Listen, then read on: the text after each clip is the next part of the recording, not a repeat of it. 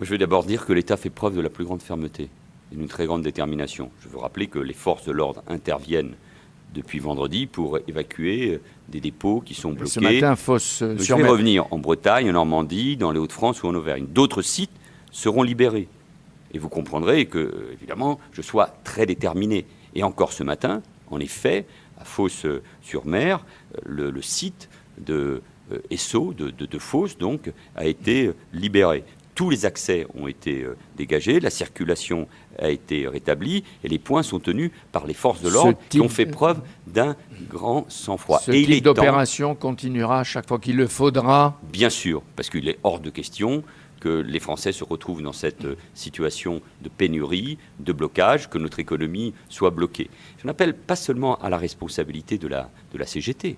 Il y a un texte de loi, le projet de loi Travail, qui a été adopté par l'Assemblée nationale, avec l'engagement de la responsabilité du gouvernement. Qu'une motion de censure n'a été adoptée. Ce texte de loi va poursuivre son cheminement au Sénat et à l'Assemblée nationale. Nous sommes dans une démocratie.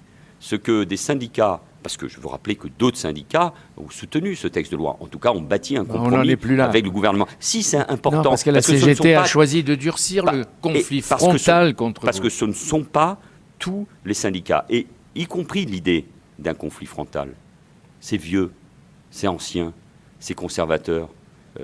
Prendre ainsi en otage les consommateurs, notre économie, notre industrie, continuer des actions qui visent à faire retirer le texte, mais ça n'est pas démocratique. D'abord, le texte, vous le changerez, vous le ferez évoluer, vous le retirerez comme le demande la CGT. Mais il n'y aura pas de retrait du texte, sinon dans ce pays on ne peut plus réformer, parce que certains, par des manifestations, par des blocages, voudraient au fond que la vie démocratique de notre pays... Vous ne m'avez pas dit, ces actions sont-elles légales?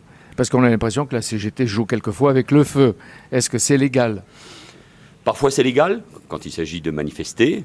Parfois ça pose évidemment des vrais problèmes de sécurité et donc de légalité quand il s'agit de bloquer un certain nombre de sites. Et donc, d'une certaine manière, ça suffit, Jean-Pierre Elkabbach.